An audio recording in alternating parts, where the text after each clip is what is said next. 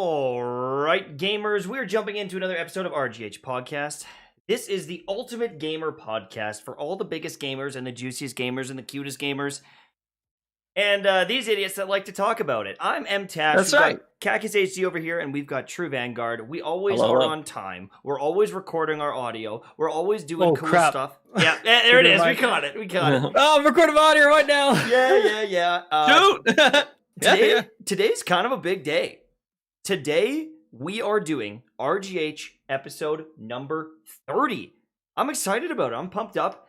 We got some great topics to talk about today. We're going to be talking about Destiny PvP. We've seen some bans recently. We've also seen some major balance changes. Microsoft is potentially buying Discord. We've got 100 Thieves and some Valorant drama, which is honestly got a little spicy. Nintendo Switch 4K, question mark, and Call of Duty crossbow debacle. An absolute debacle. It's crazy. And That's right. I'm really excited for that one. It's going to be juicy, but you're going to have to wait a little bit longer before we get into that.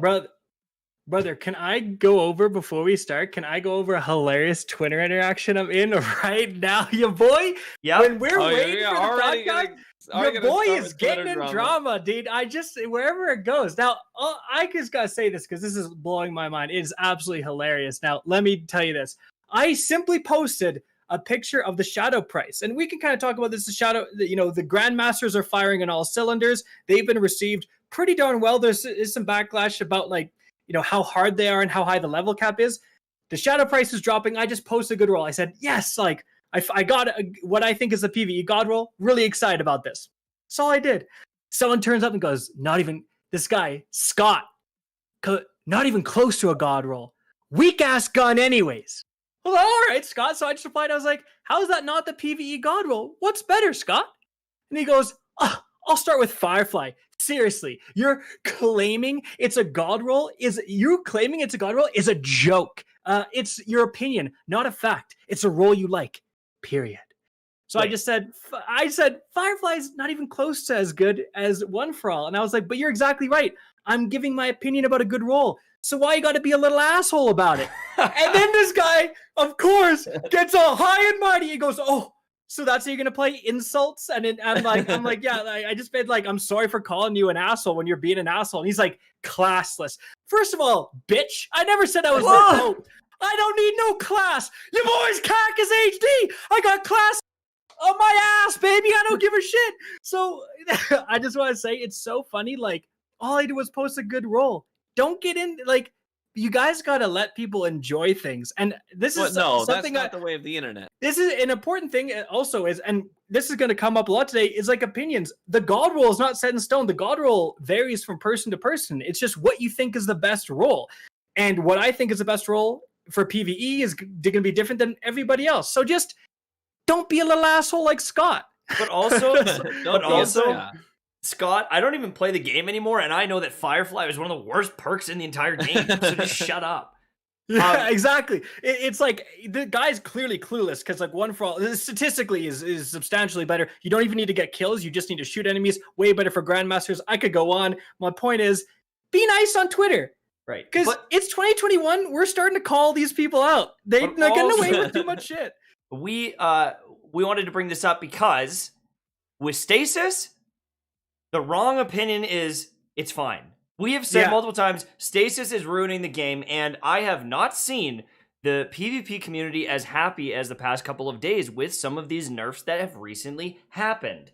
I'm getting tempted, I'm not gonna lie, to jump back in and try them for myself. I was watching a few different PvP streams yesterday after they made the changes, and I was really pleased to see all of the people actually on light subclasses, not just Stasis. So I'm seeing the variety. Cool guy tweeted out an image of a Iron Banner game, I believe, where there was not a single Stasis subclass in the entire match. Yeah. The fact that you would tweet that out as an amazing thing, right? That's crazy. That's your sign. That's crazy. I've seen all manners. I've seen all hunters. I've seen whatever, but not having a Stasis. Think about that for a sec. Not having a Stasis subclass is notable, tweet worthy. Right, and this tweet kind of popped off because everyone's like, "Oh my gosh," right? And that shows you that shows you the domination of Stasis. Just the fact that that's big news. So if you don't live in PvP, you might not. You hear stasis nurse. What all does that actually translate to? I know a lot of people read the description. So what does that actually mean for players who play the game in PvP? So it did actually change a lot of things up. So you think about revenants. It used to be if they get 2 shuriken charges, shing shing, and you can throw them instantly back to back. There's no cooldown. Bop bop. You can just chuck them both out there, and they auto track targets off of rebounds. If you would get hit by both of those, you would be frozen. You'd be slowed by the first, frozen by the second. If they, this was a very common tactic, by the way. If they were to dodge next to you, a lot of times what they would do is they would bait a corner. And as you get close to the corner, you don't even see them yet, but they're looking at the radar. They're waiting for you to get close to the corner. Then they dodge. Well, that puts the slow debuff. And then they would just instantly throw a shuriken. You're frozen. So it's just these 2 ability uses, no matter what the combination is. Dusk field, shuriken, dust field, dodge, shuriken, shuriken, whatever it is, you're going to get frozen, right? And so they've got a lot of different ways to do that. So you were getting frozen a lot because that's a lot of different cooldowns that they have to play with. But now, because of the changes to how many stacks of the slow debuff you get, 2 shurikens will no longer instantly freeze you. A dodge and a shuriken will not freeze you. I mean, you're still going to get the slow debuff. You're still going to get the accuracy penalty. A lot of people are saying that's actually still too oppressive, but it is definitely having a very notable impact on how many times you get frozen in a match. So I am on the train where I think that stasis is still S tier, and I think that slowing and taking away your accuracy, putting RNG on your bullets is still bad. I don't like it. I think it's still a bad fit for the game, but it is notably way better. Right. Yeah. Yeah. It and I think one of the biggest things was putting Shatter Dive on a cooldown. Yeah, that was huge. Thank God. Because could spam it, man. Like you could literally just like jump, do it. Wait a second, jump, do it. Yeah, the important thing was that it was so spammable, and there was literally no downside to doing it. That people were using it not to shatter dive; they were using it as a movement ability. The people would jump up to check something, and then shatter dive back behind cover, shatter dive into places. So they would like lead an encounter with a shatter dive, and you would get damage resist as you're going down, so you could tank a sniper shot. You could tank all this stuff. It's an easy peek, yeah. And so it gives you third person too, right? So you can check corners with it. It's basically just there's no reason not to use your shower dive. Well, there was, and now the fact that it's on a cooldown is like if you do like a cheeky thing, if you use a shower dive to as a movement ability, someone can rush in and maybe capitalize on that scenario and get you when you don't have your shower dive cooldown yet. So yeah, you have seen a reduction of these dominant classes. The shatter damage, that's another big one. Yeah. Shatter damage got cut because it was, correct me if I'm wrong, I want to say it was 85 max damage, depending on how close you were to the crystal that got shattered.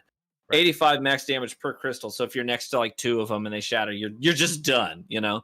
But they brought that cap down, I think, to 50 is the maximum if you're like right up next to it. So it's the shattering isn't nearly as oppressive anymore. Well, when we played TV, when we played like a while back, when it was like Javelin Force, brother, you'd be 3 hunters, and you would know, you'd be like, they are going to shatter dive, and they would run out like complete like brainless maneuver. It was like run straight at you, jump, throw a grenade, and shower dive, and you knew it was coming. And we were in the back of the map shooting them as much as we can, and they still, I think we won, but they still took us out because of like how incredibly powerful it is. And it's like, what can you do? You get that damage resistance. You have all the ice going off. Like you're frozen, even if you're not in the ice of those frostwall grenades. You're nearby. You still get frozen. Now, it was crazy. They've got these changes, and those went live on Tuesday, right? Yesterday. And last weekend was the most popular trials. It's funny. We were talking, this is wild. Not the most popular trials, but like a couple episodes ago, we're like, Trials was dead. The worst Trials there's been. And then all of a sudden, we're like, hey, this is one of the highest. Was it 400,000? Yeah. I think, it was the highest ever Trials, breaking 400,000 players. For Destiny 2, not Destiny 1. No, exactly. Destiny 2, for the history of Destiny 2 Trials. So since it came out in Season of the Worthy, all the way to now, last weekend, popped off more than any other weekend. That's because of the gear crazy. That was available. Because there was a hand cannon at 3-win. Dude, that's it. Listen, like think about it. Think about how absolutely freaking crazy that is. Tash, you're off playing some waifu crap. You don't even play the game. And I almost played. I almost jumped in. Dude, you don't even play the game, and so many people are like you. Like, just think about this. So many people left because of stasis. Mm-hmm. The weekend before it gets nerfed, it got nerfed Tuesday. So it's still powerful. You are still getting shower dive nonstop. And that's the highest weekend ever. Unbelievable. Like, that shows it's all about the loot. Because there's no other factor. If this was this upcoming weekend, then we could point and say, oh, stasis got nerfed, right? Like, that's a huge factor. But this is before so it's literally because Bungie finally was like, let's put some good loot at 3 wins. I mean, they did with the Messenger, but the Igneous Hammer is a level above the Messenger. That's all they did. That's all they need to do to motivate people like Bungie. Right. This is how you get players back into the game, baby. You get that loot. I just don't think that's sustainable.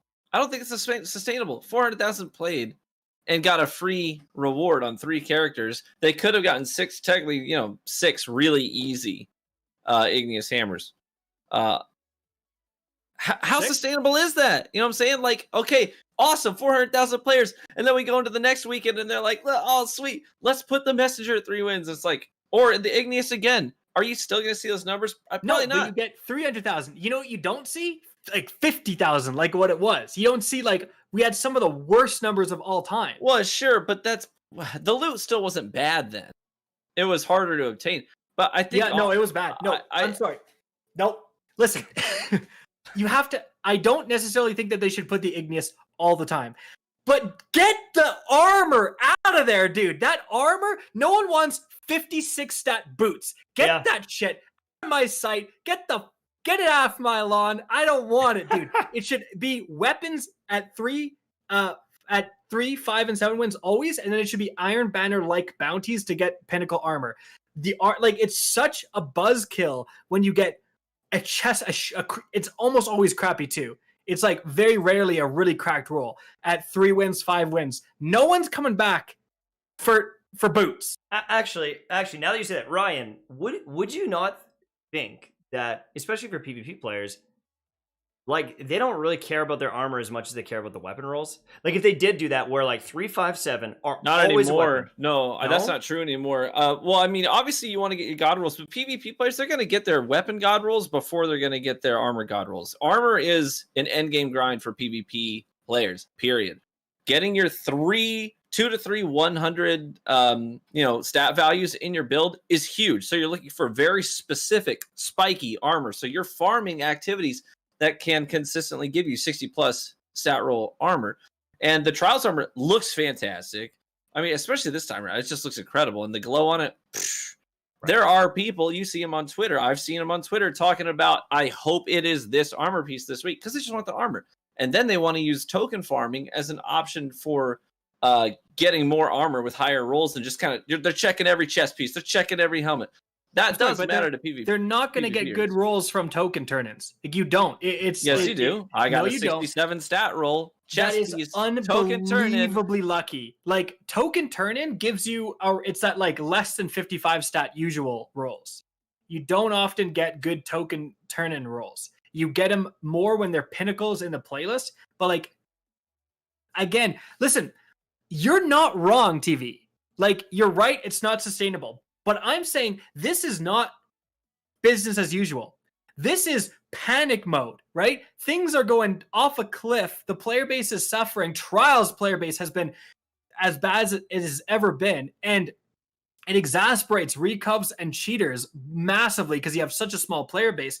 At this point, just throw in the weapons. Always weapons 3, 5, and 6. Again, bounties for the armor, or always a good weapon at 3 wins. At least 3 wins. Just to get people in the playlist. We can talk about sustainability when the game is good, right? Like, we're in panic mode right now. We've been talking about sustainability for too long. At this point, it's time to start fixing. No. Because think about how long this trial's been out now. It's too late to just sit here and be in panic mode and say that, okay, if we just do this, it's gonna at least. No, we need to fix the game mode. We've been given feedback for 2 years now. This is specifically what needs to change. I know. This is specifically, and it's like, how long can you do that before you start saying it's time? Now it's time. It's time to start doing things for sustainability, making it approachable for casual players, changing up how matchmaking systems work, giving outlier protection, consistent sandbox updates. Would it be that bad to just, like I'm saying, always have a weapon for 3 wins?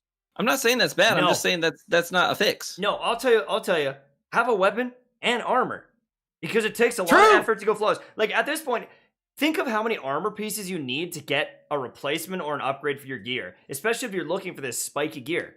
Like Trials is, you can do it once on each character, just like a raid, and you get, a handful of drops. But what are they so scared of? It's a looter-shooter game. I'm not going to quit the game because I get some banger boots. I'm really not. You're going to play the game more. Exactly. I'm going to be more excited, and I'm going to try more things. And if I know that I have a constant flow of this gear, I'm going to try a strength and resilience build, and I'm going to try an intellect and strength build. But when it feels impossible to get these things, I'm just going to get complacent and be like, all right, the 59 roll is enough for me. It's got some intellect on it, whatever.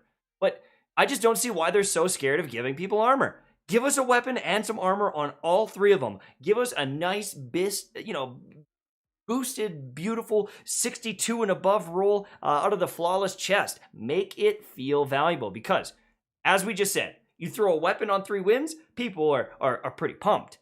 Throw a weapon and armor and a big thing at the end, people are going to be grinding Trials and actually playing it for those rewards. They got to guarantee no under 60 stat roll armor pieces from flawless chest, because that's just dumb. 100%. Oh, dude, I just was playing. I was grinding Grandmasters before this. I had someone get. They got like a Mask of Bacchus, 58 roll, and it's like, we're talking Grandmasters. This is a pinnacle PvE activity. It's harder than a raid. I mean, it's not that hard this week, especially if you watch my guide on how to beat it. But like, it's, you know what I mean? No, seriously, why am I getting a 58 stat roll? Right. Well, it's from a Grandmaster. And it's layer on layer on layer of RNG, because not only do you have to get that exotic to drop. Like, let's say you wanted to get a new Worm Husk.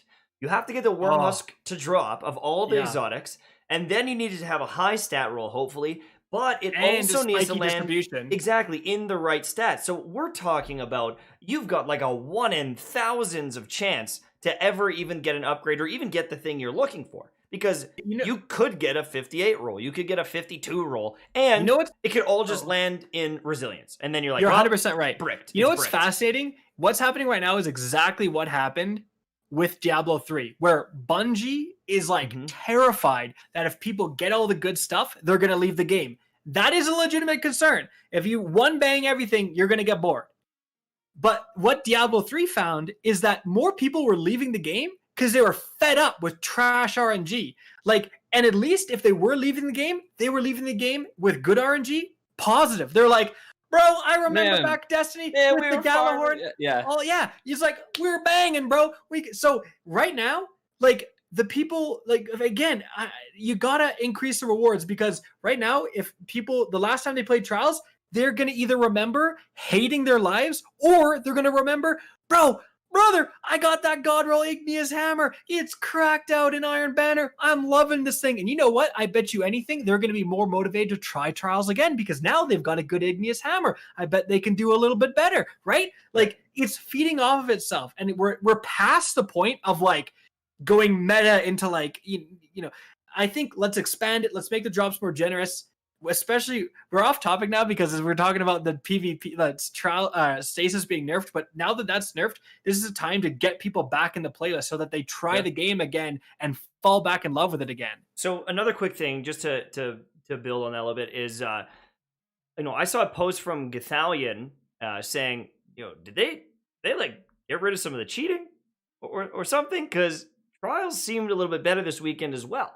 Did they maybe do something? Because we just saw a Bungie post saying, hey, like 20 minutes ago, right? Like 20 minutes before this hammer just dropped. So have there been a bunch of cheaters that got banned? Maybe last weekend, maybe, right? Bungie doesn't normally do this. We see this from like Call of Duty and stuff, but we don't normally, like, when's the last time you saw the Bungie official Bungie Twitter account tweet out like, we ban hammers just been dropped, baby? Seriously, when's the last time? It's usually months and months, like 6 months minimum. So the fact that they did that, it must have been a big ban wave, right? Those people with their 96% accuracies on their Adorned. See ya. No, and an Adored. or what's it called? I've been listening to you say it for 30 episodes. It's adored. What's it? Adored. Adored. Wait. Adored. Like I adore the you. beloved and the adored. Yes, but it's adorned with the little towel. Yeah, it's got the towel. It's got the towel. It's adorned. Okay. Fancy towel. So, if we're looking at, I mean, I guess the thing is, it's only been a day or so. If we're looking at the balance changes, if we look, maybe there are a bunch more cheaters that have been banned. Are we at the point where we could even say PvP is saved, or is it just like it's better than it was? You know what's a really good point? Just want to quickly say, Scaro9. He was a great guy. Well, he's an okay guy. I'm just kidding. But right. he's in chat. He makes a really good point about your point, Tasha. You said Gathalion was like, are there less cheaters? He said same amount of cheaters, right? And I said this in a previous podcast. Same amount of cheaters. Massive increase to player base. You don't even notice them. Remember I said like there's not actually that many cheaters. There really isn't, right? That's why you'll run into the same cheater multiple times in a card. The population is so low, it exasperates all these issues. If we finally have a bump in player base and people are literally just not even running into cheaters, they're like, brother, this is fantastic. It's all about increasing the player base. That solves like most other problems with trials. Okay, so well, my question again then. Will people start returning to PvP with these changes, or is it not enough? What I'm gonna ask you, Tash, you're the one who left. Now that you see the stasis nerfs, are you a little bit more motivated to go and play a couple games of Rumble, just try it out? Maybe 10%, maybe 20%. I look at the changes and they do look really good. I just can't handle getting slowed, and I can't handle my shot being RNG, and I don't know. Honestly. I watched people. I was watching some people play, and the amount of times I saw Triple Wreck get killed by Bastion, I was like, oh my god, there's so many annoying weapons. I don't know if it's a sandbox where I'll ever be having fun with it, but it is progress, and we'll see. But I don't know. I don't know if it's enough for me. What about you, Ryan? Because you've been quite tilted lately. Yeah, to me, the stasis changes. It's like, it's good. I'm not gonna try and take value away from the sandbox update. I think that it was necessary. We needed it. I'm happy to see that they swung harder than I thought they would against stasis. I still don't like it, but in terms of does it save PvP, the answer is no, because PvP for 2 years now has had not a single new map introduced. We've not had a single new game mode. We have not had. I mean, we had a small change to the way that Shaxx handles his inventory. It's more annoying now. Now you have to go all the way to the tower and have a clear inventory. Such an annoying thing. I mean, finally they did the frozen orbit and the keening. We got a couple of really good guns in his loophole, but it's just like we need something big, and fixing what was broken is not pushing PvP further. PvP has not progressed in Destiny 2 past where it was 2 years ago. It's the same experience, and that's the problem. We're still playing it's quote unquote new content each season, but it's still a 2-year-old PvP experience. You know what I'm saying? It needs something to push it into current year to make it feel new and fresh and exciting. So what would that be though? I'm just curious. Like new maps, obviously, like maps, a lot of game new maps. Types. I mean, and people have given a lot of feedback on the PvP experience. And it's not just about maps, but it's about various features. People have had great ideas for sandbox tunings, UI updates, just streamlining the whole experience. There's a lot there. But I would love to at the very, very bare minimum, I'd love to see a full vendor refresh for Shaxx to have armor and weapons that are exclusive. We got the Cinder Pinion set, but it's like you can't really farm it. You can turn in your token upgrades, but you're getting 50 stat rolls on everything. It's pretty terrible. Oh, it may as well not be there is the point. Yeah. But there's nothing exciting. So we need new maps, vendor, and game modes. So a lot of people want Rift back. Clash is on a rotator. Like there's no team deathmatch mode in Destiny. It's like a rotating, like it's a novelty. Just straight up deathmatch. That's weird to me. Yeah. No, absolutely. And it's like, it's not even just that it's been 2 years in Destiny 2. It's like, honestly, a prevailing problem even from Destiny 1. Like, we did get Rift, and then they took it away. Mm-hmm. And, like, they tried Supremacy, and that's fine, but it's, what is that, kill confirmed, essentially. But right. they just haven't done anything that spices it up. And honestly, here's what you do. I think you'd be surprised with like how much a little thing would go. Like back in the days with Halo, I just wanted my rank to go up, and I played other people, and like I didn't need any crazy rewards. And so it isn't like they need to do anything. I mean, hopefully they do some amazing big updates, but at this point, it's like show any bit of love, and you're probably going to start getting some players back because people love the movement, they love the shooting, they love PvP. They just want a reason to really dive in again and sink their teeth in, you know? Here's what you do. Big team battle, 10v10, all right? And have like 3 or 4 brand new maps designed around 10v10 and 3 or 4 normal 6v6 maps. There you go. That's a good start. And then you can maybe even have some like that's just like would make it a little bit of a different experience. 10v10 would feel very different, and did in Destiny 1 when kind of the bigger combined arms maps were a thing. They felt very different. The meta was a little bit different. Do you want to know actually something I was thinking about is like if you look at trials, it's very sweaty and it's hard for the average person to win, right? And even 6v6, like once the supers start going, like it's chaotic and everything, but like you can get steamrolled in it. 3v3 skirmish, you know, back in the day, very sweaty as well overall. I wonder if they started adding, you know, like some really big, almost battlefield type stuff, 30 players, 30 guardians into the game. I wonder if some of those weaker players who maybe can't win a 1v1 duel against someone, but they're really good at you know, flanking, catching people off guard or you know, using their supers, they would enjoy a more hectic game mode like that because you get the feel of PvP. You get to get your kind of feet wet with it, but it's not this high-stakes 1v1 dueling kind of stuff. It's just chaos. There's a bunch of people. You're going to catch people off guard. You're going to get caught off guard. And I wonder if something like that is where Bungie needs to go. I don't think they're going to make a BR game. I really don't. But if they could make a big team, you know, Battlefield-esque, like 15v15 or something, right? Yes. Would that give the average player enough opportunities to dive in and use their abilities and feel like they're having a chaotic, and certainly fun time? Any objective modes for that many players would be intense. Like Capture the Flag 15v15 would have like these epic battles, dude. Like a Battlefield Rush. I mean, like, yeah, like it's crazy. But we've spent half an hour harping on about Destiny PvP, baby. So let's get to. We actually have 4 other topics. I know, right? Let's go. Some of them are quick though, but there was a lot going on in Destiny, so we wanted to hit on. There really was. Now, we wanted to talk about Microsoft because there is a bid to buy Discord, and I wanted to get your guys' thoughts on this. I'm going to give you my quick little snippet. Do it. So we've got, you know, voice chats and everything built into Xbox, right? You've got Xbox parties and everything. I wonder, and I mean, Microsoft has a bunch of different programs. You've got Skype, right? You've got all these different things that can run on Microsoft systems. I wonder why Discord, and like, what is the necessity of acquiring Discord for this amount of money?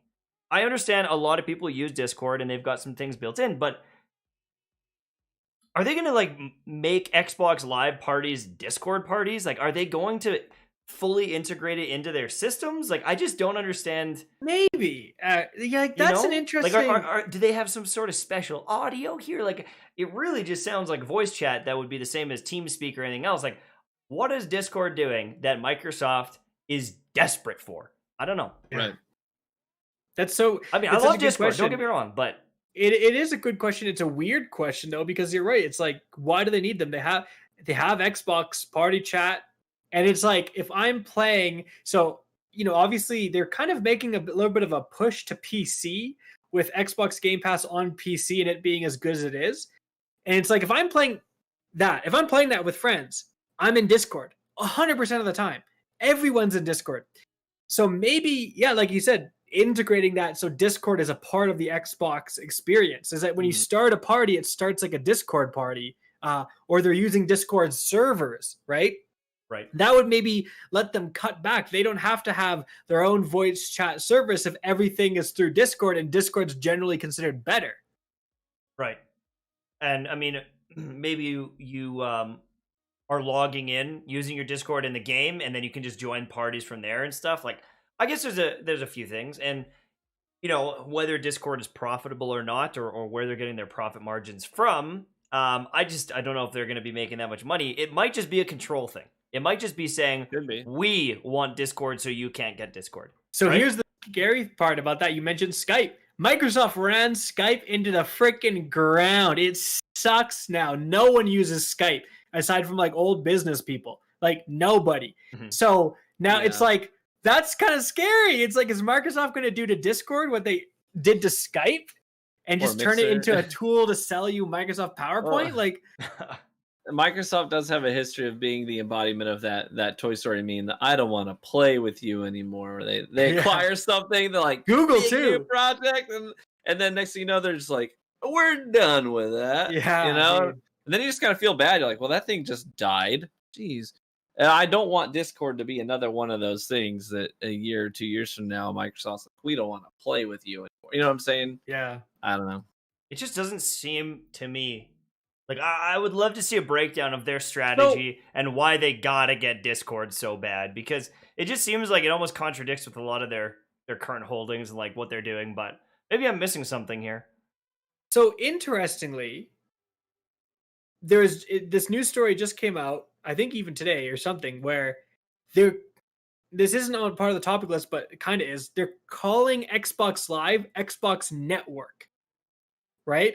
And that would point towards that they're going for a more inclusive experience. When Xbox Live, you're getting all this stuff. I mean, they probably want, Xbox Network now, you sign up for Network Premium. You get Xbox Live, you get the Game Pass. It's like an all-in-one thing. It's everything you need for gaming. What is the last thing, the part of that? A good chat and text system. So maybe Discord is like they recognize that they need that, something gamers are very familiar with, to come into the fold where that's part of that whole system. Yeah. Right. Yeah, that makes sense. I would definitely have more faith in it if it was directly tied to Xbox, because I mean our podcast for the past several weeks has been Xbox out here making moves with this and with that. So I mean, they seem like they've got their stuff together, doing something, dude. Like trying to take over the world. It seems like what is that? Yeah, what is that something? It is a good point. Like, why do you need Discord? Like, is it going to be for the new Skyrim? Yeah, I don't know, But moving on from there, we got some juicy drama. But before we start with that, Tash, speaking of something else juicy, flavorful, we got some of that Advanced GG. Now, this is our OG sponsorship, right? We are sponsored by Advanced GG before we were even a podcast. They got our backs. And let me tell you, they have the best and only clinically proven gaming supplement out there. I use it all the time. He was showing off Tash Mango Splash. I got the Kackis Kiwi Lime, and there's just a ton of fantastic flavors. I've actually been drinking the energy one. The cotton candy one is so good, dude. Yeah, I just got that one, and I got your flavor. Finally tried it. Do you want my live review? Do you actually like it? Want my live review? I hope so. I don't know. I'm nervous. He's like, yeah, that's right. I loved it. It's a nice sour flavor. Well, it's not too sour, but no, it's a little bit sweet. I honestly I like it for the same reasons. I gotta admit, because I like yours. It's like it's not too crazy, too flavorful. You can just chill and drink it. And no, here's the thing: you can use code RGH to support us right now. I gotta be honest, because for people who may actually want to go and buy it, because we recommend this product a ton.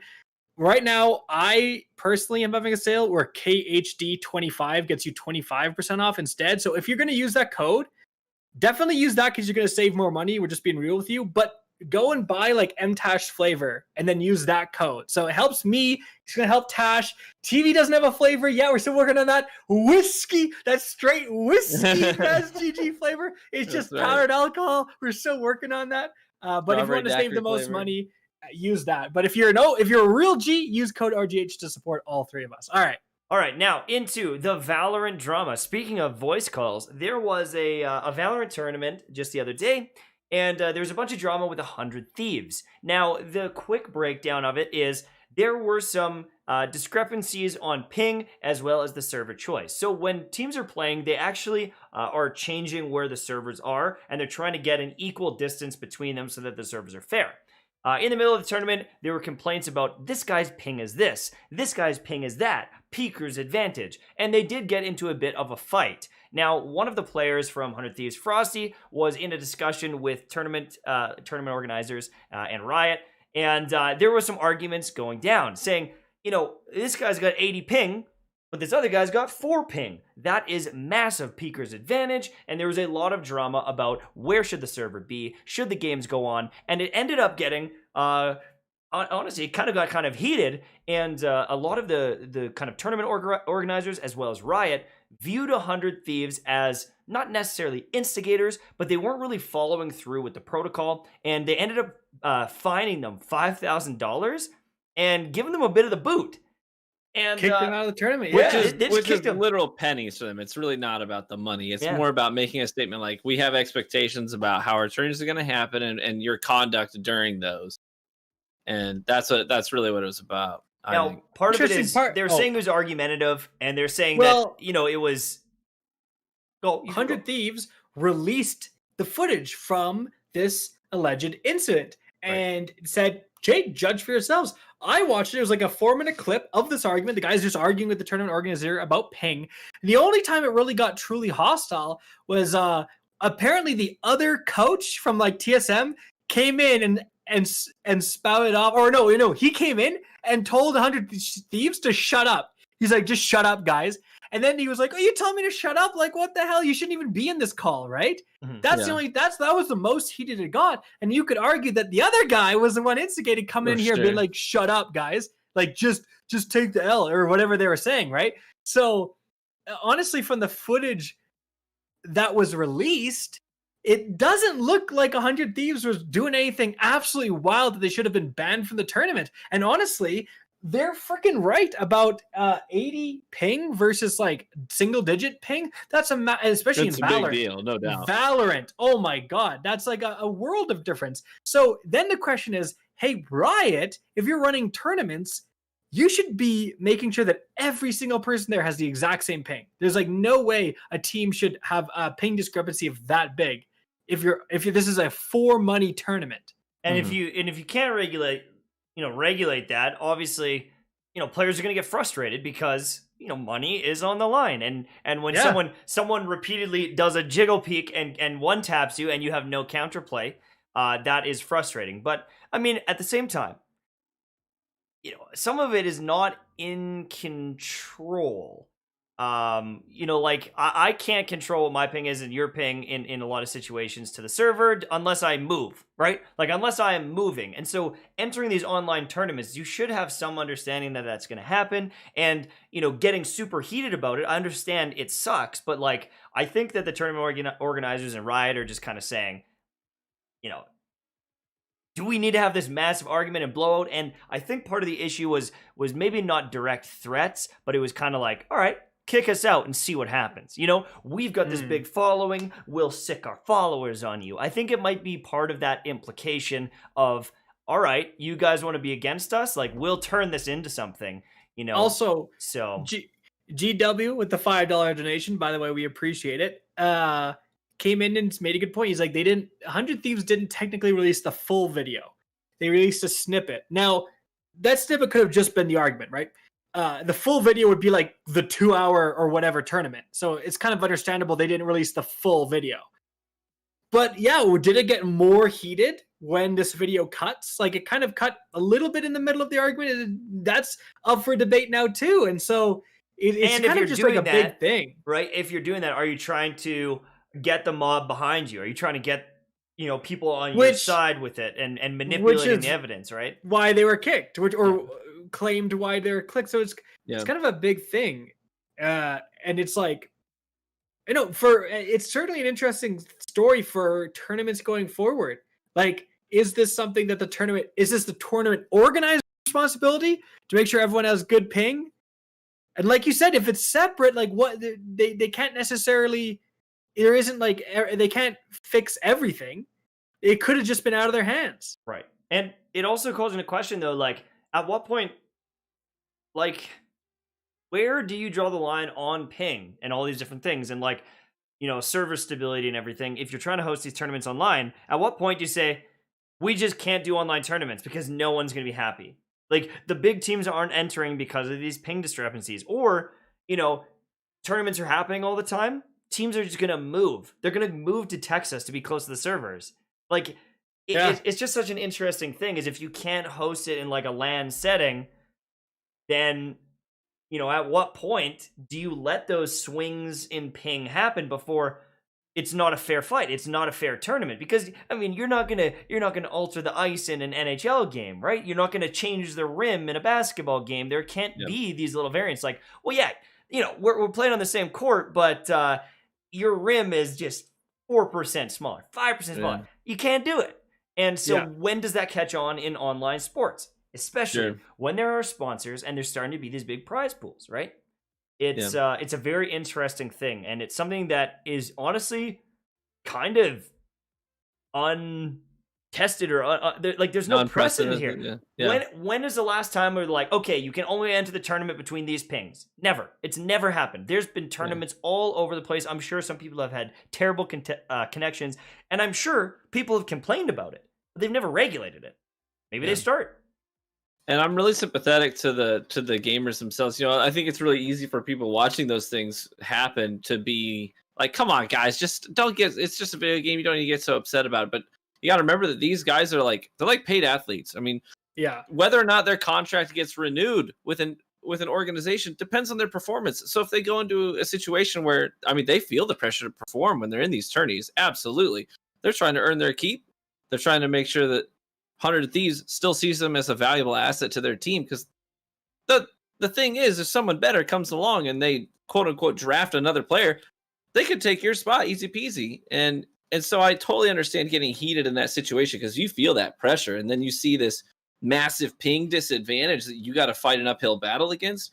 I'm totally sympathetic, and I know that it's really easy to be critical of gamers that get really upset in those situations, but you gotta keep, you know, a perspective. That's 100% true. A lot of the comments were just like, shut up and just play. Like, 80 ping's not even that bad. It's like 80 ping's not bad for you playing Warzone on your couch, bro. Like 80 ping for a Valorant tournament for like $100,000 is gonna make a big difference against some of the best players in the world. Literally the best players, in the world. Like, if anyone's gonna take advantage of 80 ping, it's these guys, right? So it's like in like a boxing match, it's like, oh, he only weighs 15 pounds more. It's not that much. He, like, these little things, like, you can argue it so many different ways. You're not allowed to come 1 pound overweight, right? For a championship. Like for UFC, if the limit is 185 and you're 186, you missed weight, right? Because that 1 pound, it's interesting, like, to your guys' points, they've talked about, like, that 1 pound in terms of cutting weight, the last pound is the hardest. And so someone who doesn't cut that weight actually gains a significant advantage. So these little minute things, when it's at the highest level, can matter quite a bit. All right. Let's move on to the Nintendo Switch potentially going 4K. There are rumors, or is it officially announced? I missed it. That they're getting like an NVIDIA graphics card in a new Switch. We talked about this earlier, that there might be some, like a Switch Pro can handle 4K, like crazy. And this is like insider info. This wasn't like Nintendo didn't release this, and NVIDIA didn't release this information. It was like insider info, and then they refused to comment on it. But it checks out. But it kind of checks out. Yeah, it's literally maybe what we were kind of maybe that's why NVIDIA can only make 12 of the 30 series graphics cards a year. Right, they got the Nintendo contract. Yeah, they got the Nintendo contract. That's why they've only made 25 new graphics cards total. It seems like. Yeah, that would make sense. This new model is supposed to have the OLED screen upgrade. It's supposed to hit 4K on the TVs, and yeah, it's got the whole DLSS technology of the NVIDIA. I mean, it's gonna be legit if it's real, which it sounds like it's. Because right now it's pretty real. What they do, I don't know if you guys know this, but with the Nintendo Switch, they go and they find old toasters at the dump, and they salvage whatever parts they can, and they use that for the graphics card. And that's why you can't run any game above 20 FPS on the Switch. But No, what we were talking about this is if they're making this new powerful system, you might be able to get some more mainstream games on the console, but then you can't go play them on your old Switch. If you we were talking about this before, that there's a rumor that because it's such an upgrade over the current Switch, that there might be games that are Switch Pro only, and you can't play them for the normal Switch. Which that's kind of crazy, and like that basically makes it a new console almost if you're going to start to have exclusivity like that. Right. It also makes you wonder, like, at what point do you say, hey, we love our platform, like we love the Nintendo Switch and the fact that you can play it, but we got to upgrade it. We don't want to change. We don't want to change everything, but we want this thing to be better. We want more games to be on it. I just wonder when that. Almost are they going to keep doing that? Like let's say in the PS5, like 5 years from now, are they going to just go to the 6, or are there going to be situations where some of these companies are like, honestly, we're going to add this little, RAM upgrade or this little upgrade that you can add, and we're just going to keep the platform so they don't have to worry about all that BS. I don't know. Like modular consoles, you know what I mean? Like upgrade it. Like Nintendo Switch 2, where it's like it's the same design concept of the handheld / that. I mean, that's the genius of the Switch. That again, we said Nintendo always has some sort of gimmick, and this year's gimmick is you can take it out and now it's a handheld. That's pretty amazing. Do that same thing, but significantly upgrade the internals, the screen, the all that stuff, and then you basically do have a new console, but because it has that same gimmick, people will recognize that. Maybe there's some crossover games, like obviously maybe you can have all the old games be compatible with the new one. It's really interesting to see what they're going to do here, especially if they have exclusivity. This will be the first time ever that's happened, because there has been, like you said, Tash, these little upgrades where you have the Xbox Elite, Xbox 360 Elite, PS4 Pro, but there's never a game that's like, this will only work on the PS4 Pro. Every game would have worked better on the PS4 Pro, but there was always that compatibility. Right. Going to be really interesting to see what happens. Yeah, no doubt. Now let's talk about. I'm excited for this one. The Call of Duty crossbow debacle. Explain this to us. All right, break it down. All right, I've been talking and interrupting the whole podcast, but this was my story that I brought to you guys. This is absolutely hilarious. Okay, everything I'm about to say actually happened in the course of just a few days. So, randomly, last week, Call of Duty puts the crossbow into the game. Now, you may be thinking, hold on a second, crossbow, wasn't there a crossbow in Black Ops 1? Yeah, there was, but now, of course, it's DLC gun. They only have like 6 guns when the game starts, and then they feed the rest of you through drip-fed content. That's a whole nother story, baby. But essentially, literally, people logged on, and there's 2 important things here. There was a crossbow bundle in the store, and there was the crossbow in the normal menus of the game. Like, this was not hidden. People didn't have to go and, like, suss this out. Right? It wasn't like accidentally discovered. When you were scrolling down in the menu, it said crossbow, and it told you what you had to do to unlock it. You had to get like 3 one-hit kills with a gun with no attachments for 15 games. And you can't leave those games after you get it done. So you're going to have to play 15 whole games. Okay? Or you could just buy the bundle for real money. So you could get the crossbow 2 ways. Unlock it legit with 15 games, or just buy it for like $20. We're on the same page, right? Yep. Yeah. 6 hours go by with no tweets, nothing. And then at the 6th hour, Treyarch tweets out, oops, crossbow's not supposed to come out today. We're removing it. If you bought it, we're going to refund you. If you grinded it, too bad. Like, you're going to have to regrind it. And so some major streamers I saw were like, I'm literally going to uninstall the game if you don't save my progress. I spent my entire afternoon getting this thing and leveling it up. Yeah, exactly. So like not only would you have to re-unlock it, you'd have to get the attachments again and stuff for it. That's right. So and again, 6 hours with zero communication. How it's like, these are multi-billion-dollar companies. How hard would it have been for these companies, Activision or Treyarch, to say, oops, get our intern to tweet out, hey guys, this was a mistake. It's going to be patched out of the game soon. you know, if you want to go get it, if you want to go go get it, you can, but it's going to be gone. Just a tweet like that, people would have been a lot more accepting. So right, we get up to that point. It's removed from the game. Your progress is lost. People lost their minds. People were very upset, freaking out. This like, oh, this is unacceptable. This is ridiculous. People were excited for Battlefield 6 because they're like, finally, COD can have some competition. So when they do dumb crap like this, everyone goes over the battlefield. It was hilarious. They got so much backlash that in the last couple days, they changed it. So now you will keep your progress. Basically, anyone who got it is now going to be set at 14 out of 15 games. So they'll have to play literally one game. And then when they get their gun, it is going to be at, I think, whatever attachments it was at. And of course, the people who bought it are getting refunded. However, apparently there's a significant amount of people who haven't got refunded who bought it. So there's a little bit of weirdness around that. But yeah, it was just crazy where it comes out, 6 hours of nothing. It's been removed. Everyone's mad. They're like, oh, crap. They backpedal and then they reinstate it. Everyone's kind of happy again. And it's out now. It's out. I think it came out like last night or today. But just such a unnecessary debacle. And you know, the funny thing is like, at this point, the gun is already out. People are already getting it. People have already spent money. Why do you take it away? Just be like, all right, do you know what?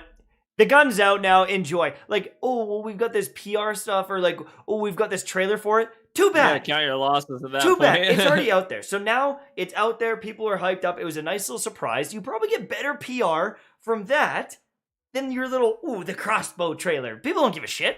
They were jacked up to log in and be like, wait a second. Hold on a second. I said, hold up. Right? Yeah.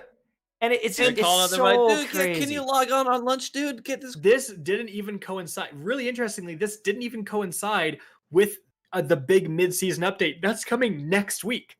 So like, it's not like this was in a glitched state. It was perfectly usable. It was like good to go. They just released it on its own today with minimal fanfare. Like it wasn't like I didn't even, if they had a trailer, I didn't even see it. It seemed like, like you said, it just seems so unnecessary that they needed to take it away. It's just weird. And how many people that paid for it now are not going to pay for it, but now won't spend money on future stuff, right? Because they're scared it's going to go away. And you've tarnished that thing, and it's so mind blowing. And you know, we were talking about Microsoft earlier, and we were talking about this. That was one of the things that I really noticed with Xbox. Is like with the Xbox, there were some leaks, and they're like, "All right, do you know what? Here you go." And they just started showing shit off, and they're like, "Oh, that's and we made a fridge." And you know, they did a whole bunch of these meme-y things because on the internet, you have to just embrace it, and you just have to suck it up, and you just have to do it, because as soon as you start to hide it or change it or take it away, the mob ignites every time. There's no escaping. But it's like they could have taken it away if they would have been honest and transparent and tweeted out right away, hey, one, mistake. Yeah, that's right. But it's like, how does 6 hours go by? What do they have, like these weird meetings? What do we do? Take it away. Like, it's like, what happened there? 6 hours of nothing. Surely they noticed. Well, right. Now, who knows? You want to be a fly on the wall in some of those conversations. I know, right? Like what? And so now it's here, and everyone's just like memeing on it. And they're like, "Are they going to take it away again?" And it's just like, like you said, there was no reason to take it away. And you know what? That point that the community was making when they're mad, they're like, "I can't wait for Battlefield 6." What an interesting point, because it's freaking true. Battlefield 5 was a disaster, and then there wasn't even a Battlefield game. There was nothing to compete with Call of Duty this year. What, like Destiny 2? Destiny 2 ruined its PvP this year. It's like they took competitors off the market this year. Meanwhile, Apex Legends is hitting record highs. Like, hey, Apex Legends is like, but that's a battle royale game. So I guess that competes with Warzone more. But Call of Duty has had almost zero mainstream competition for 2 years now, and a lot of people are saying they've gotten super complacent. Like super complacent. Right. And so they maybe need a kick in the pants to say, if you guys randomly take away guns. We catch you slacking now. We catch you slacking. Battlefield 6 ain't going to be slacking, baby. We're bringing it, you know? So that's a really interesting thought as well. Now I've got a little bonus topic here I want to throw in because I want you guys to hear this. Dude. So I heard this just the other day, and it actually involves Plarium, who is like the publisher for Raid Shadow Legends. Yeah, it's not for Raid Shadow Legends, but there are some potential implications there. But there is a massive $155 million class action lawsuit saying that some of the gambling systems in these games, as well as these actual casino games for this other developer, it was kind of a group of developers all getting caught. They said that, in the patents and in the game, if you spend money, it impacts your results. So people that are spending more money on the game are winning more in the game from these different games of chance. And they kind of went in through the API in the back end, and they found out that if you're spending money, your odds are different than everyone else. Your RG's better. Right? And so what they're saying is, hold on a second. Wait, actually, so if I buy a loot box with money, I have a better chance of getting that good character than if I buy a loot box with the in-store earned stuff. It's worse. It's worse. They have a couple apps. They have a couple apps with casino games where you're playing roulette or different things. If you spend money and you're betting against other people that spend less money than you, you've got better odds. And so yes, exactly. So they're doing this huge class action lawsuit saying, well, that's bullshit. That's not fair. That's not fair odds. That is, like it's a scam. And here's the crazy thing, is instead of fighting a $155 million class action lawsuit, they just said, all right, sure, we'll pay it. They flat out said, yep, okay. Because download Raid Shadow Legends, put me on that lawsuit. No, let me get that money.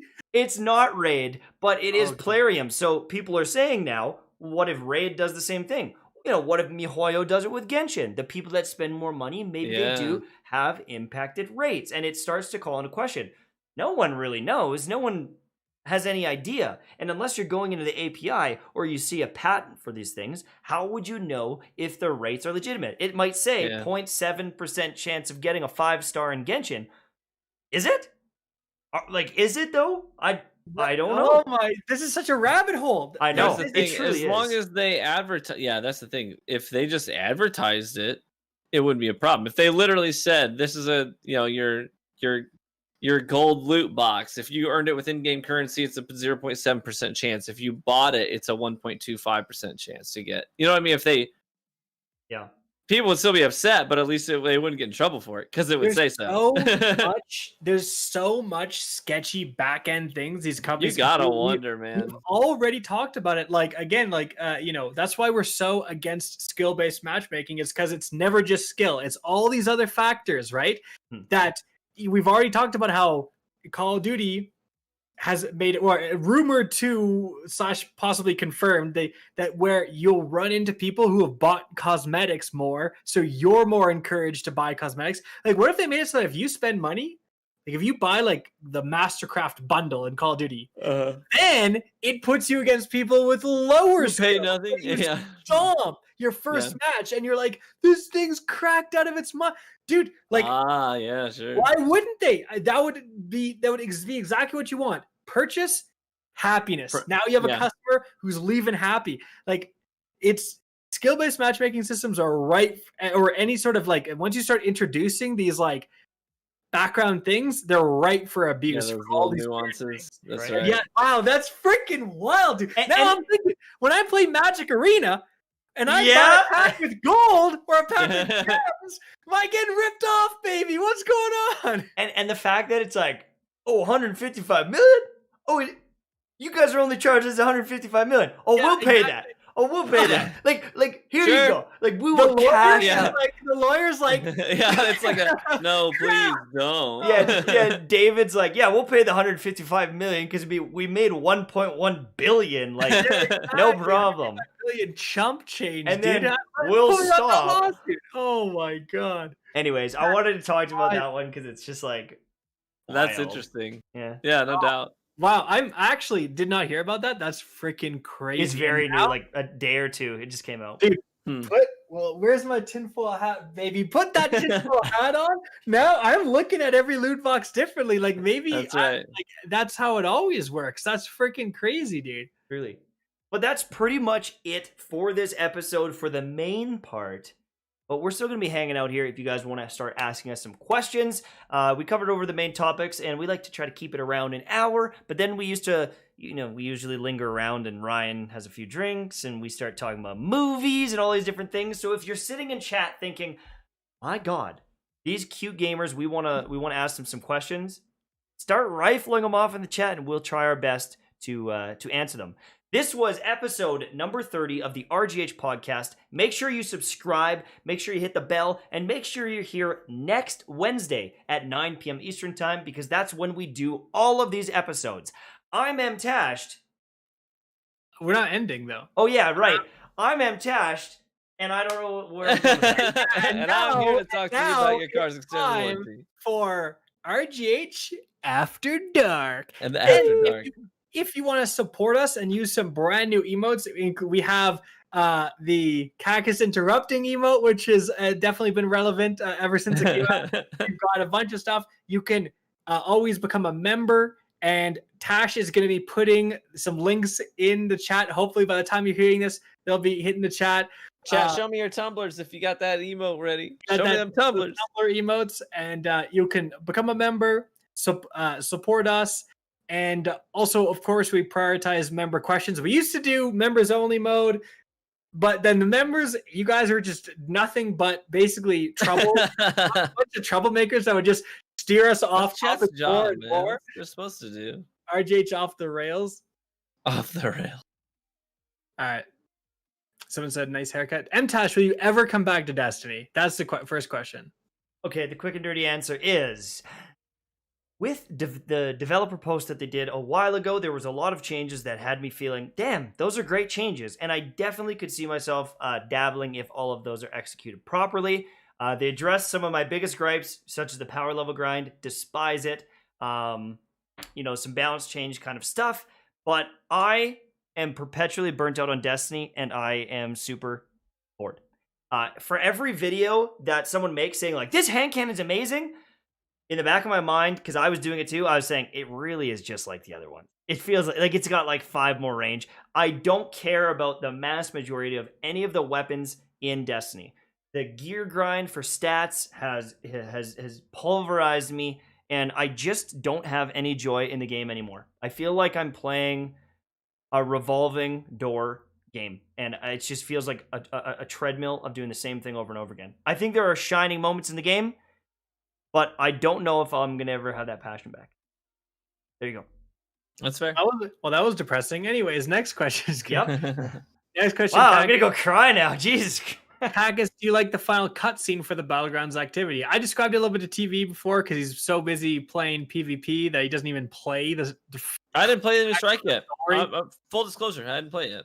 So, no, it was a cool cutscene. The really interesting part, I think the interesting part is that it's humanizing these characters where, Zavala, spoiler alert, Zavala is saved by Cadle. She grabs the Scion and kills it. And she's like, I didn't do this, right? Freaking body slam. Yeah, so it's like, wow, we had this contest. Obviously, we were enemies, but she's honoring her word.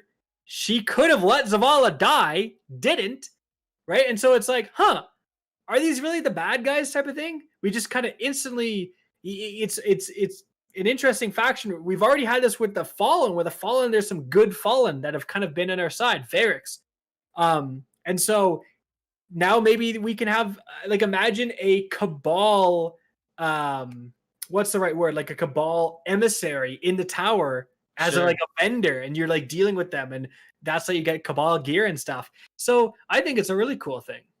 And it's interesting this season that there's been a whole lot of conversations of they're not that bad. I mean, even in the lore stuff with the Presage, right? That's the name of the ship. Yeah. Even in the lore stuff, the background there, you've got this dialogue going on between a couple of Guardians, and one of them's like, guys, the Elixir aren't even that bad, and the Cabal, the Cabal aren't that bad, and it's kind of tearing down these walls. Who's the real enemy here? The Hive, though. The Hive, they're pretty evil. Jerks, yeah. So those guys up to no good. Very important question here. Are you Team Godzilla or Team King Kong? Zilla, yeah, maybe. for Godzilla versus King Kong. Who's How winning? did Godzilla grow so much? Godzilla's He's a big not boy. as big. Well, so is King Kong. King Kong's way bigger too now. Sorry, that's why I said Godzilla. I meant King Kong. King Kong is not as big as Godzilla, right? And now he is. Yeah, this movie, now he got that juice, baby. He got that Tifu workout going. Baby. Oh gosh, they gave him that little club thing, and it can like reflect the attack back. So it's like, okay, you're giving him a weapon. I feel like King Kong just shreds him, and Godzilla shreds King Kong, and unless he's got some like impenetrable fur, like Godzilla's just gonna go like in the video where it goes all the way up his back, and then he just eats you with like a breath. Godzilla is like an ancient, the king of all monsters. Yeah, he has like the laser breath, all this stuff, and King Kong is just a big monkey. That's like it's a giant ape that invests in GameStop. Like and he's just running around like he's not, I don't know, man.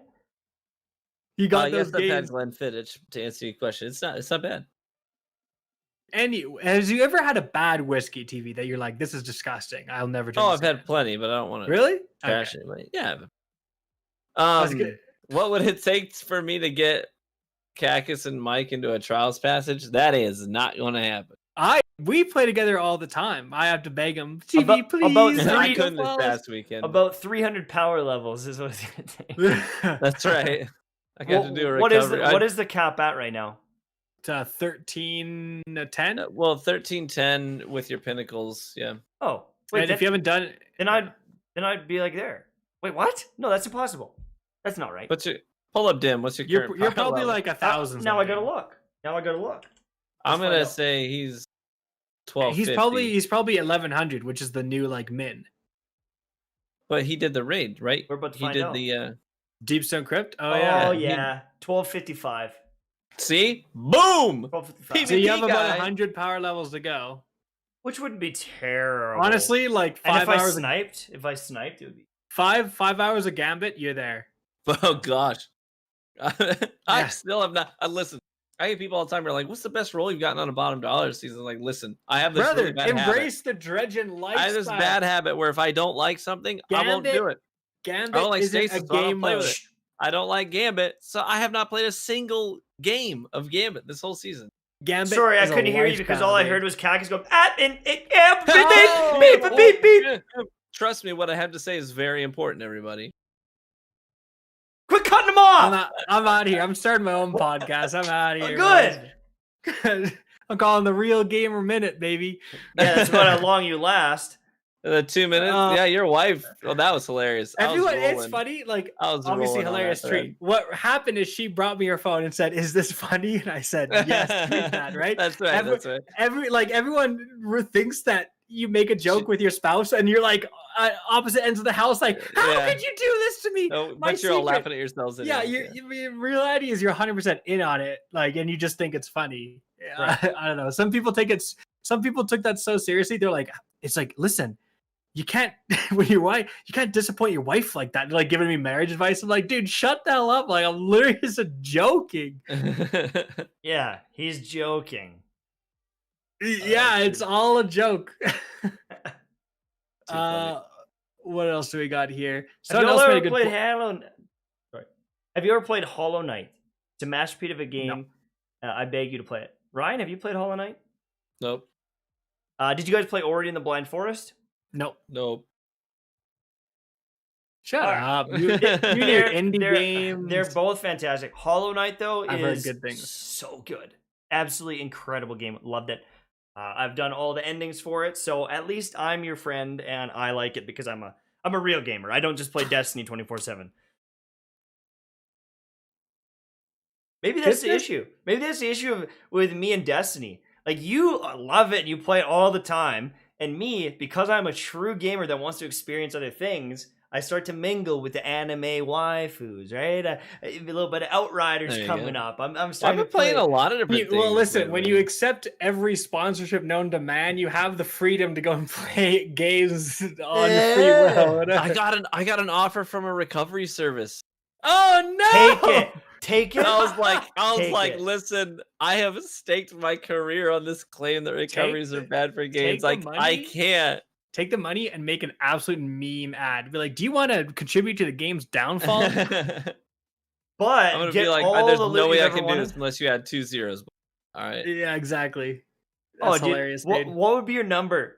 And you're like, I'll take it. I will sell out and I will take all the heat. What's your $500,000? Really? You know what? It is a brand thing. Like, it's a big brand decision. It would kill my brand. Better be able to.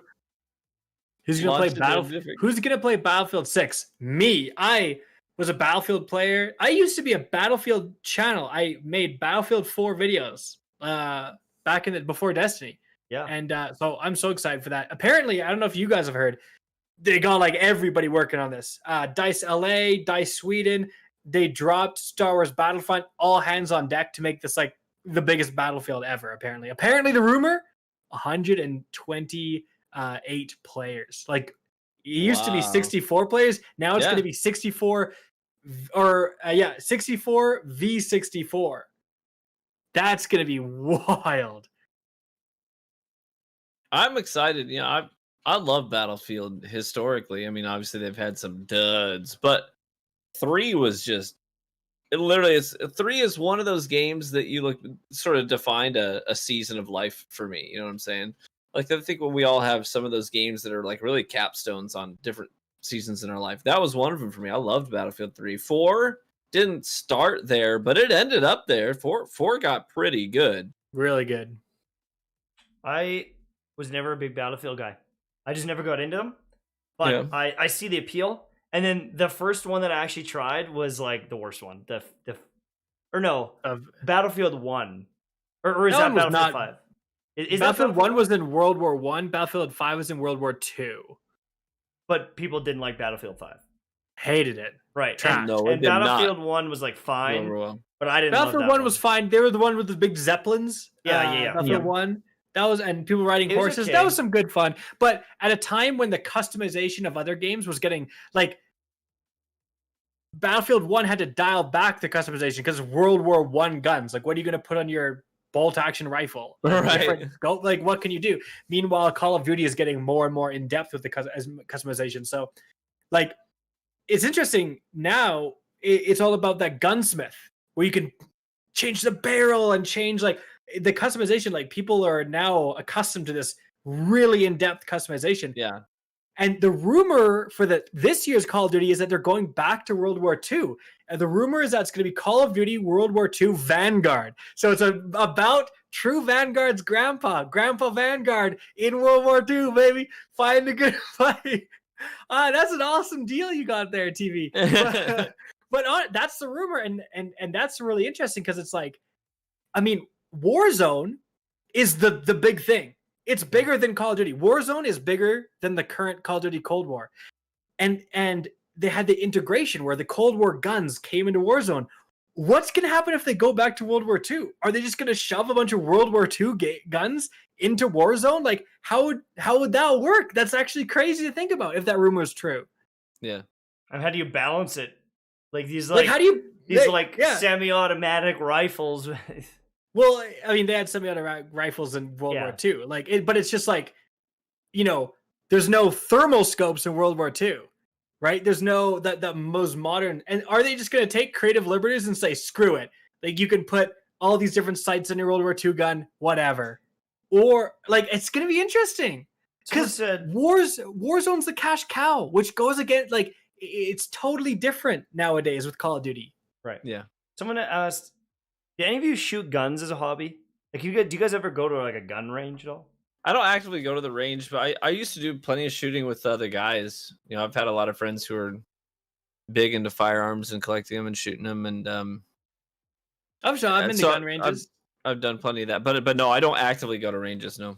Yeah, I've done like BB guns back in the day when I was a kid, and then I've gone to a range and I shot like a rifle and stuff, and I shot a handgun, like just a 9mm. But honestly, the first time I shot like a 9mm handgun, I actually felt sick.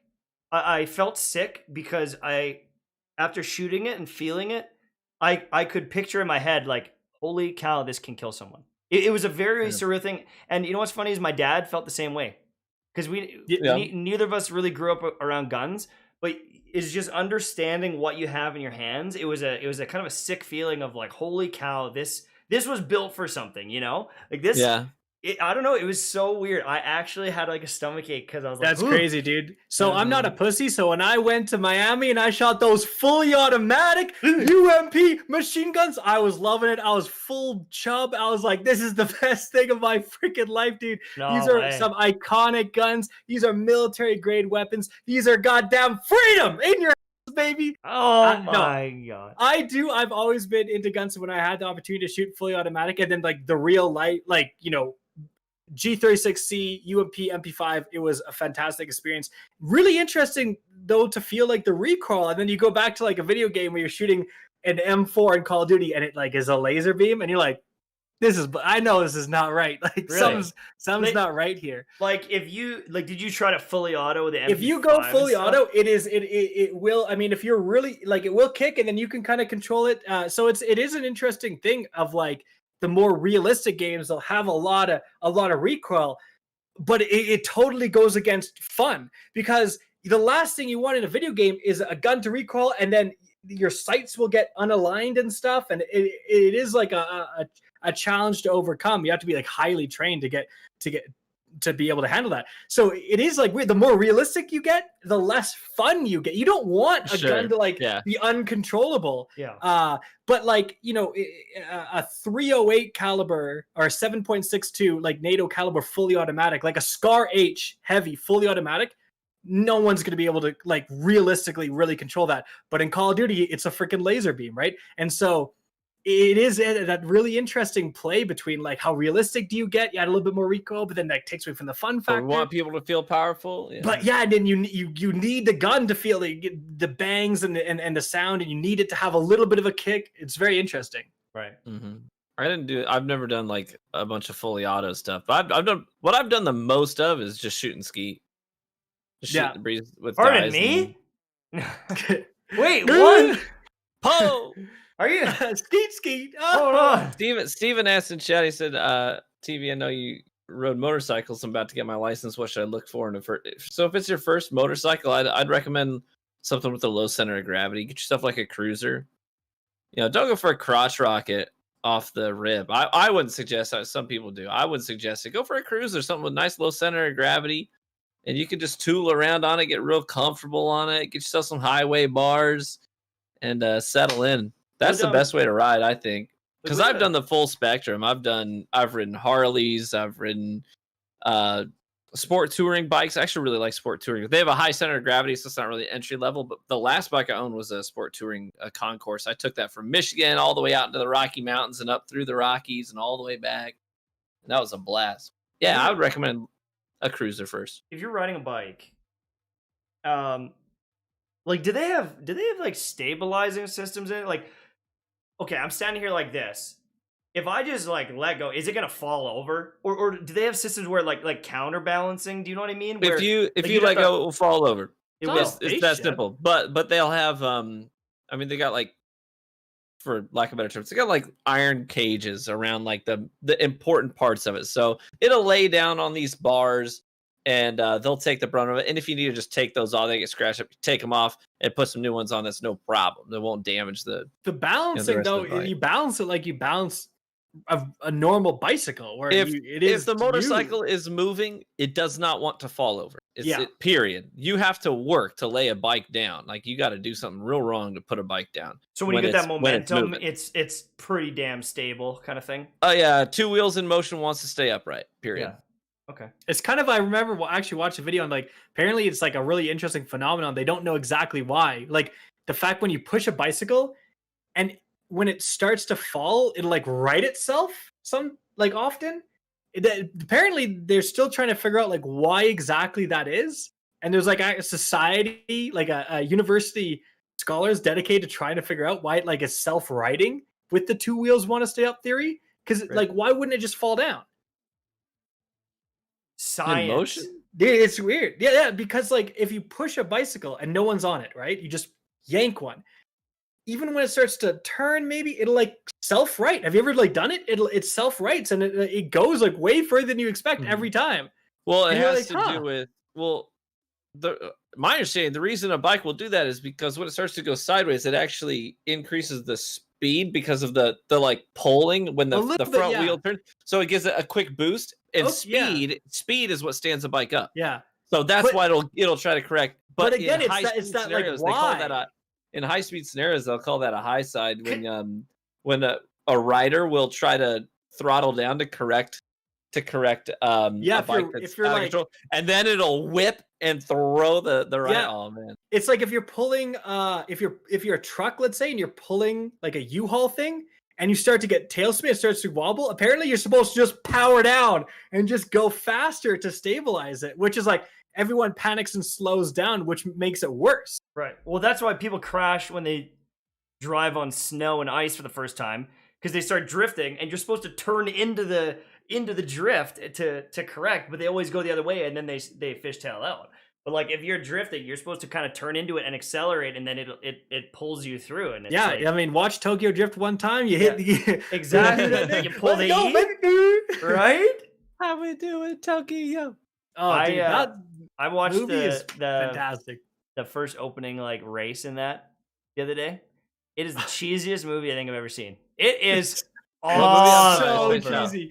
It's so cheesy. What are you talking about? I missed it. This Fast and Furious Tokyo Drift. I only you're talking about Tokyo Drift? Yeah. I only ride for pink slips. It was made for teenagers, right? They're in the elevator. They call him DK. What is that? Donkey Kong? Drift King. Doors open. Cars literally drift by right in front of them. It's like, oh my gosh, dude. That movie though is so fantastic. Yeah, I love it, man. If you're like in a car and the Tokyo Drift song comes on, like, dude, like the you're reaching for that emergency brake, and you're like, no, I can't, baby, I can't. Oh my lord. The real science hour, RSH. Oh yeah. Yo, so physics and the bikes. Well, see, the reason I had asked is because, you know, like on cameras and like you can get those phone things that are on a gimbal and it like adjusts to gravity. I was like, well, I don't know, maybe you can get like some luxury bikes now that have like a rocker system that kind of counterweights you and stuff to just really keep you upright or something. I don't know. Like, I don't know what science can do these days. You know what's super weird though is features like that are often like people sometimes don't want that because it's like then you don't feel the road. You're not in control. Like it's like how more expensive cars will often you can turn the traction control off, right? Like a Porsche, like a racing Porsche, it's super lightened, and you can turn the traction control off, so it's like it gives more control to the driver. You'd think you'd want these like luxury functions that like makes it so you can't crash. No, you want all that out of there. The deadlier the better, baby. I just want to get there safely, and I just want to be comfy. That's my dream bike. It's just like, if you want to get there safety, what are you doing in the shoulder so often? I've driven with you, dude. I never, literally just every 10 seconds, like driving over the shoulder bumps. Like, what the hell's going on? This guy's 2 wheels in the shoulder. It wakes me up. It wakes me up. I couldn't believe it. I was like, what are we doing here? Oh my god. He was yelling at me. I was like, man, the car keeps beeping at me. So I had to turn this lane assist off. He's like, we said, teasing him about spending so much time in the shoulder. And I think my wife's like, there's a lane assist feature that like beeps at you when you go to lane. And Tash is like, yeah, I had to turn it off. It kept beeping on me. I'm like, yeah. You're driving bad. You're driving bad. Shut that thing off. Yeah, I know. He's like, this stupid contraption just always beeps like probably like a solid beep. Like, well, no, the whole time. In my car, it gives you a little nudge and it, you know, is what it is. In my wife's car, the entire time, it's like it's so aggressive. I feel like it's gonna throw me off the road, so I just turned it off. Get onto the road. No, no. Like in the shoulder. I'll get over there eventually. Just relax. Oh my god! I'm just soaking it up. I'm just enjoying. What are you drinking today, TV? I don't know. I think someone asked. Oh, I'm drinking this is a single malt, single barrel American whiskey from New Holland Spirits called the Zeppelin Bend. And this is their 6-year. It's delicious. Oh, and it's not barrel proof. No, this is not the barrel proof, but it is not excessively diluted either. So okay. Well, so that's probably like a mid proof then. It's a 62.5%. Full flavored oaken barrel. Corked. Guys, guess what? That's a corked. Not even kidding. I'm not even memeing. I just looked on Twitter. The guy who was being complete asshole said, "You're being a joke. You don't know what you're talking about," right? He had a little temper tantrum, little bitch boy baby, and reported all my tweets where I called him an asshole. And Twitter's like, "You violated the rules. I can't tweet for 11 hours and 24 minutes. I'm locked out." Because I called an asshole on Twitter. Hey, Twitter, you guys let pornography, but I can't call someone an asshole? Fuck you, you absolute joke platform. Oh my god. This monetized. This is the trifecta of bans. We have all fused together now. Oh my god. We're fully banned. So, hold on. It still lets me. Hold on. Highland Park ain't bad. My favorite's Boss Hog. Straight up, but just Whistle Pig 15. I can't tweet. I'm locked out of my account for calling it an asshole. I cannot wait for the video that's coming out. Roasting Twitter as soon as these 11 hours are up, baby. Wait a second. Free content, guys. If you don't have a Twitter account, download it and get it right now, because this might be the only 12 hours where you don't have to listen to this idiot the whole time. You can enjoy it for 12 hours. Oh my god! Right now. I tell you what, I didn't know it was possible. The other day, I was in the middle of type. I was trying to come up with a good tweet. I was like halfway done with the tweet. I had not hit send. I had not done it. I mean, it was not public for anyone to see yet, but I got halfway through my tweet, and it said I had a response to it, a reply. I clicked on it, and it was Kackis, and it said, "Actually, TV." I was like, oh my gosh, this man has perfected the art of interruption.